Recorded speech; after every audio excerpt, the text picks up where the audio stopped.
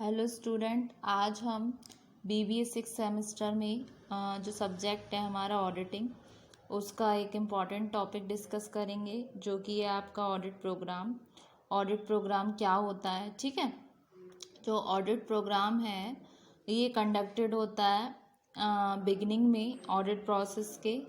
और audit programme जो होता है ये एक प्लान है, स्पेसिफिक गाइडलाइंस जो फॉलो की जाती हैं जब हम कोई कंडक्ट करते हैं अपना ऑडिट। ठीक है, तो having fixed up the scope of audit and gain knowledge over the business accounting और इंटरनल कंट्रोल सिस्टम, तो ऑडिटर को नीड्स होती है एक ड्रॉ करने के लिए अ प्लान ऑफ एक्शन। ठीक है, तो इस तरीके का जो प्लान ऑफ एक्शन है वो कहलाया जाता है आपका ऑडिट प्रोग्राम। ये एक डिटेल्ड प्लान है आपके वर्क का जो प्रिपेयर्ड होता है ऑडिटर के द्वारा कैरिंग आउट करने के लिए ऑडिट। ये कॉम्प्राइज्ड है टेक्निक्स का और प्रोसीजर्स का, जहाँ पर ऑडिटर प्लान अप्लाई होता है for forming an opinion about the clients statement of account. ये एक रिटन स्कीम है जो प्रिपेयर्ड होती है आपके ऑडिटर के द्वारा डिस्ट्रीब्यूट करने के लिए वर्क जो फॉलो होता है ड्यूरिंग द ऑडिट। ठीक है, तो एक डेफिनेशन है जो दी है आपकी हार्वर्ड स्टेटलर ने। उसने बोला है कि जो ऑडिट प्रोग्राम है ये एक आउटलाइन है जिसमें all procedure to be followed in order to arrive at an opinion concerning a client's financial statements. Howard Stettler क्या बोलते हैं कि ऑडिट प्रोग्राम एक आउटलाइन है ऑल प्रोसीजर का जो फॉलोड होता है इस मैनर में, इस ऑर्डर में अराइव होने के लिए एक ओपिनियन जो कंसर्न होता है एक क्लाइंट्स के फाइनेंशियल स्टेटमेंट का। ठीक है, तो audit program is a written plan of action. ये एक रिटन प्लान है एक्शंस का जो डिज़ाइंड होता है ऑडिटर के द्वारा देखने के लिए कि that all the books of accounts have been audit properly, कि जितनी भी बुक्स ऑफ अकाउंट हैं वो ऑडिटेड हो रहे हैं प्रॉपरली। और जो वर्क है work is over in time, जब काम समय पे पूरा हो जाता है तो there is uniformity in the audit work. ठीक है, तो every person entrusted with the part of the audit work has to put his signatures. तो इसमें क्या होता है, जब every person interested with the part of the audit work को अपना सिग्नेचर पुट करने होते हैं और of the part of the work completed by him. ठीक है, तो ऑडिट प्रोग्राम को स्पेसिफाई करनी होती हैं सर्टेन थिंग्स। इसमें आ गया how are the audit objectives. इसमें आता है कि ऑडिट के ऑब्जेक्टिव्स क्या हैं। ठीक है, और where will the audit be done. ठीक है, फिर आता है when will the audit occur. Then आता है आपका how will the audit be done. ठीक है स्टूडेंट, देन आती हैं आपकी कैरेक्टरिस्टिक्स या फिर कहूँ तो एसेंशियल फीचर्स जो ज़रूरी होती हैं आपकी गुड ऑडिट प्रोग्राम के लिए। फर्स्ट में आता है रिटन। रिटन क्या है? ऑडिट प्रोग्राम एक रिटन स्कीम है ऑडिटर्स के वर्क की जो हेल्प करती है मेंटेन करने में harmonious relationship between the client and the auditor. फिर आता है सेकंड पॉइंट आपका क्लियर कट। ठीक है, क्लियर कट में क्या है, ईच एंड एवरी आइटम जो होता है ऑडिट प्रोग्राम का वो क्लियर कट होना चाहिए।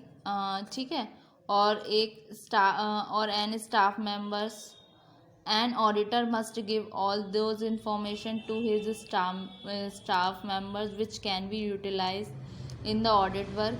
जो ऑडिट मेंबर है ऑडिटर है उसको सारे इंफॉर्मेशन देनी चाहिए अपने स्टाफ मेंबर से जिससे कि वो जो स्टाफ मेंबर्स हैं यूटिलाइज कर सकें ऑडिट वर्क को। ठीक है, और क्लैरिटी क्या क्या हमारी चीज़ों की मतलब क्या सेव करती है, हमारा टाइम बचाती है और एनर्जी ऑडिटर की और साथ ही साथ उसके स्टाफ की भी। ठीक है, फिर थर्ड पॉइंट आता है आपका ओवरऑल चेकिंग। जो ऑडिट प्रोग्राम है वो इस मैनर में प्रिपेयर्ड होना चाहिए कि जो ईच अकाउंट बुक है जो ऑडिटेड हो रही है आपकी बिगिनिंग से एंड तक, जिसमें कुछ रह ना जाए, कुछ छूट ना जाए, मतलब in an audit program must be prepared in such a manner that each account book is audited from the beginning to the end and nothing is left out. Such a device है जो help करती है easy detection of errors and frauds में। ठीक है student, फिर आता है आपका knowledge of concerned rules. Fourth point है आपका नॉलेज ऑफ कंसर्न्ड रूल्स। देखिए जो ऑडिटर है और उसका स्टाफ है वो वेल कन्वर्सेंट होता है लॉ के साथ, जो रिलेटिंग होता है आपके ऑर्गेनाइजेशन से अंडर ऑडिट के। जैसे एग्जाम्पल के लिए अगर ऑडिट वर्क जो रिलेटेड है पार्टनरशिप फर्म से, तो ऑडिटर को एक अच्छी नॉलेज होनी चाहिए रिगार्डिंग इंडियन पार्टनरशिप एक्ट 1932 के बारे में। अगर जो आपका ऑडिट वर्क रिलेटेड है आपकी कंपनी से, तो ऑडिटर को एक अच्छी नॉलेज होनी चाहिए रिगार्डिंग कंपनीज एक्ट 1956 के बारे में। ठीक है, फिर आता है सिग्नेचर डेट एंड कॉलम। जो ऑडिट प्रोग्राम है उसमें कंसिस्ट होते हैं सेपरेट कॉलम, जिसमें जो इस सिग्नेचर के लिए जिसमें वेरियस ऑफिशियल डेट और वर्क होता है। ठीक है, और फ्लैक्सिबल। ठीक है, हम जैसे जानते हैं कि नथिंग इज स्टैटिक, कुछ भी स्टैटिक नहीं है प्रेजेंट एज में। ठीक है, तो जो ऑडिट प्रोग्राम है वो फ्लैक्सिबल होना चाहिए। ठीक है, और कोई रिजिडिटी नहीं होनी चाहिए नेसेसरी चेंजेस की, या फिर कोई मॉडिफिकेशन इंट्रोड्यूस हो एज पर द नीड्स। ठीक है स्टूडेंट, फिर डिस्ट्रीब्यूशन ऑफ वर्क भी आ जाता है इसमें। जो डिस्ट्रीब्यूशन ऑफ वर्क है एम्प्लॉयज़ में वो क्लैरिफाइड होता है आपके ऑडिट प्रोग्राम के द्वारा। जो यूजुअली वर्क जो होता है डिस्ट्रीब्यूटेड होता है बेसिस किसके बेसिस पे, डिपार्टमेंट के बेसिस पे।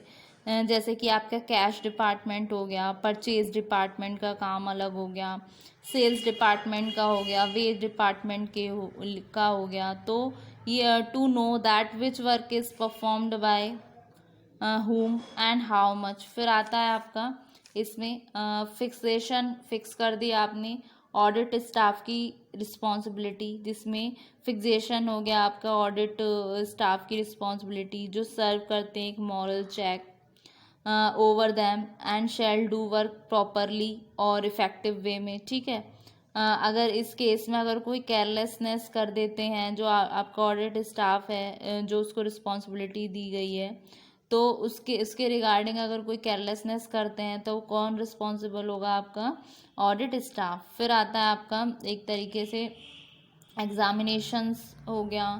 फिर ये बेस्ड किस पे होता है, आपके अकाउंटिंग सिस्टम पे। ठीक है, तो जो प्रिपरेशन होती है आपकी ऑडिट प्रोग्राम की, जो अकाउंटिंग सिस्टम है वो प्रिवेलेंट होता है आपके बिजनेस में, जो कंसीडर्ड बाय होता है ऑडिटर, जो फैसिलिटीज़ करता है आपके ऑडिट वर्क को। होप सो स्टूडेंट आज आपको आज वाला लेक्चर समझ आया होगा ऑडिट प्रोग्राम। नेक्स्ट वाले वीडियो में भी अभी हम इसी टॉपिक को कंटिन्यू करेंगे। Thank you so much.